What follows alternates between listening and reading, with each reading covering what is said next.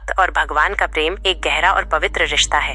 ये निस्वार्थ होता है, जिसमें भक्त बिना किसी अपेक्षा के भगवान को प्रेम करता है। इस रिश्ते में विश्वास, समर्पण और त्याग की भावना होती है। भक्त भगवान को अपना सब कुछ मानता है और उनसे हमेशा जुड़े रहना चाहता है। एक बार की बात है, एक गांव में एक ग्वालन रहती थी। वो रोजाना दूध बेचती थी। एक दिन जब वो लोगों को दूध नाप नाप कर दे रही थी, तभी एक नौजवान दूध लेने आया। ग्वालन ने बिना नापे ही उसका बर्तन दूध से भर दिया। थोड़ी दूर पर एक साधु बैठे माला जप रहे थे। उन्होंने ये सब देखा और उनके मन में सवाल उठा।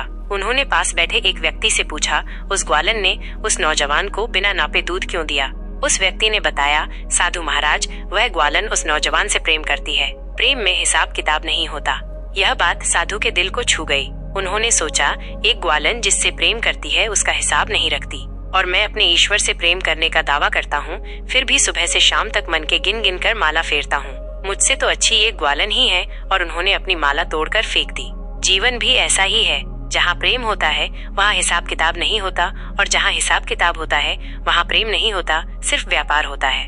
इस कहानी से हमें ये सीख मिलती है कि सच्चा प्रेम निस्वार्थ होता है। प्रेम में कोई लेन देन या हिसाब किताब नहीं होता। भक्ति में समर्पण भाव होना चाहिए। ईश्वर से प्रेम भी निस्वार्थ होना चाहिए, बिना किसी अपेक्षा के। आडंबर से दूर रहें। दिखावे की भक्ति से ज्यादा महत्वपूर्ण है हृदय की सच्ची भावना। कहानी का सार, परमात्मा से सच्चा प्रेम निस्वार्थ और समर्पण भाव से होना चाहिए।